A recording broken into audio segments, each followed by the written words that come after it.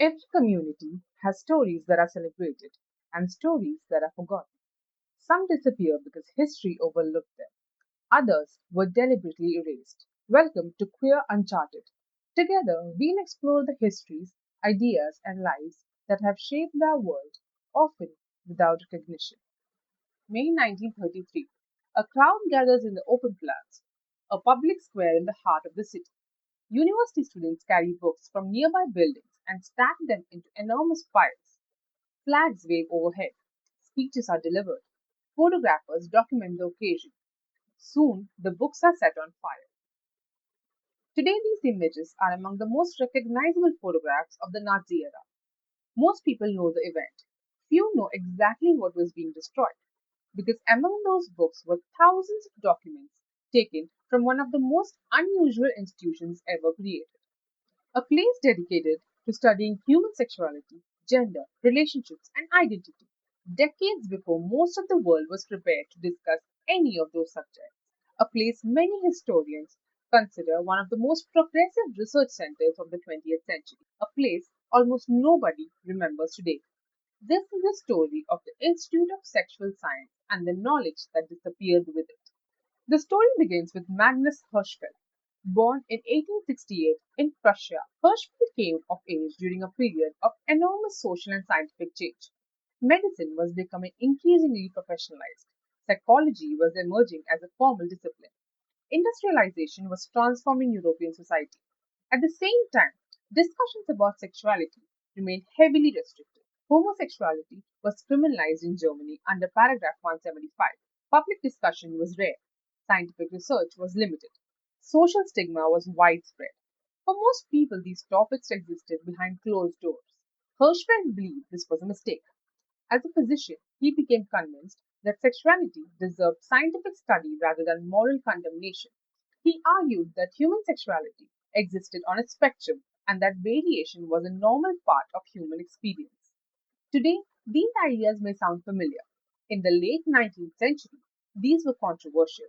In 1897, Hirschfeld helped establish the Scientific Humanitarian Committee, often described as the world's first organization dedicated to advocating for homosexual rights. The committee focused on repealing paragraph 175 and promoting scientific understanding of sexuality. For Hirschfeld, research and activism were inseparable. He believed ignorance created prejudice and that better knowledge could create a more humane society. That belief would eventually lead him to create something extraordinary. In 1919, in the aftermath of the First World War, Hirschfeld founded the Institute of Sexual Science in Berlin.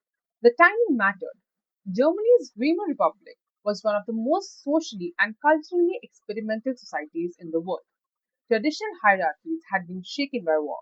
New ideas flourished. Berlin became a center of artistic, political, and intellectual innovation. The institute reflected that spirit.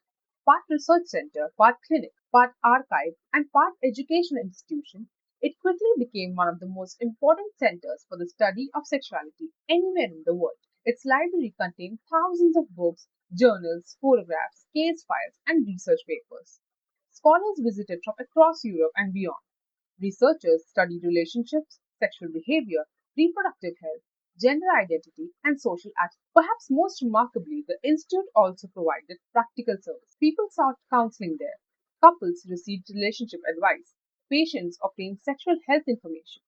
Individuals struggling with questions about identity found support in an era when such resources were almost non existent. Looking back, what is most striking is how modern many of its activities appear. The Institute discussed topics that remain part of contemporary conversations today: consent, sexual orientation, gender expression, relationship counseling, public health education. This was not a fringe operation hidden on the margins of society.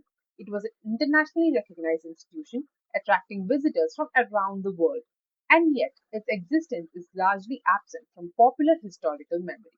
The Institute was more than a building, it was a place where people came seeking answers. Many visitors arrived because they had nowhere else to go. A person questioning their sexuality could find information unavailable elsewhere. Someone facing social stigma could speak to professionals rather than the police, religious authorities, or hostile institutions.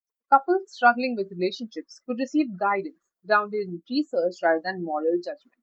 Among the Institute's most significant contributions was its work with what Hirschfeld described as transvestites and other gender non-conforming individuals. The Institute helped some individuals obtain documentation, allowing them to dress according to their gender identity without constant fear of police harassment. Physicians associated with the Institute also explored some of the earliest medical interventions related to gender transition. Not all of the science would withstand modern scrutiny.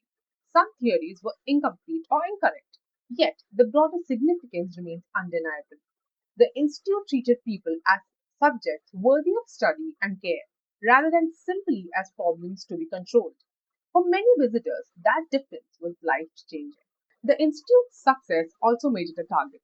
Magnus Hirschfeld embodied many of the things the Nazi movement despised. He was Jewish, he was a public intellectual, he advocated for sexual minorities, he promoted ideas about human diversity that conflicted directly with Nazi ideology. As the Nazi movement grew during the late 1920s and early 1930s, attacks on Hirschfeld became increasingly common. Newspapers aligned with the far right portrayed him as dangerous. Propaganda campaigns targeted both the man and the institution. The hostility was not accidental. Authoritarian movements often seek control over knowledge. Competing explanations of human identity threaten ideological certainty. Institutions dedicated to research can become obstacles to political narratives. The Institute represented a worldview fundamentally incompatible with Nazi beliefs about race, gender, and society. Its destruction was not a side effect of Nazi rule, it was one of the goals. By 1933, Hirschfeld was traveling abroad.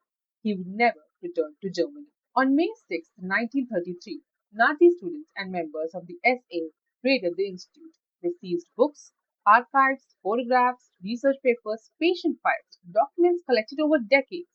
The material was transported away, and days later, much of it was thrown into the infamous book burnings that took place across Germany. The images became iconic: young men in uniform throwing books into flames, crowds cheering, fire consuming knowledge. Yet, what those photographs failed to convey is the scale of what was lost. This was not merely a library, it was one of the largest archives of sexuality research in existence. Patient histories disappeared, scientific records vanished. Photographs were destroyed, correspondence was lost, research projects ended instantly, entire lines of inquiry were erased. One of the most chilling photographs from the period shows students carrying a bust of Magnus Hirschfeld through the streets before throwing it into the flames. The symbolism could not have been clearer. The goal was not simply to destroy books, but to destroy ideas. When discussing the destruction of the Institute, historians often focus on the physical loss: the burnt books, the ruined archives, the damaged building, but the deeper loss was intellectual. Knowledge is difficult to measure because we rarely see the discoveries that never happened. How would sexual research have developed if the institute had survived? How much information vanished forever when patient records were destroyed? How many lives might have been different if that work had continued uninterrupted? There are no definitive answers. What we do know is that many discussions that seemed surprisingly advanced in 1920s Berlin had to be rediscovered decades later. Entire fields of study effectively lost momentum. Progress that appeared possible in one generation became impossible in the next. History is often imagined as a steady march forward. The story of the Institute suggests something different. Progress can stall, it can reverse, sometimes it can disappear entirely. The destruction of the Hirschfeld Institute is often remembered as a footnote to a larger story, a detail within the rise of Nazi Germany. But it deserves to be understood on its own terms, because this was not merely the destruction of a building, it was destruction of knowledge, of records, of possibilities. The Institute represented an attempt to understand aspects of human life that many societies preferred not to discuss. Some of its ideas were imperfect, some were ahead of their time, some would eventually prove influential. What matters is that work existed at all, and for a brief moment a different future seemed possible, and then it burned. History is not just what survives, it is also what disappears. The people forgotten, the stories left untold, the knowledge that never reached the next generation. Sometimes the most important historical question isn't what happened, it's why we stop talking about it. Because every forgotten story changes our understanding of the world that came after it. Thank you for exploring Queer Uncharted with me. Until next time. Keep questioning, keep learning, and keep making room for stories that deserve to be heard.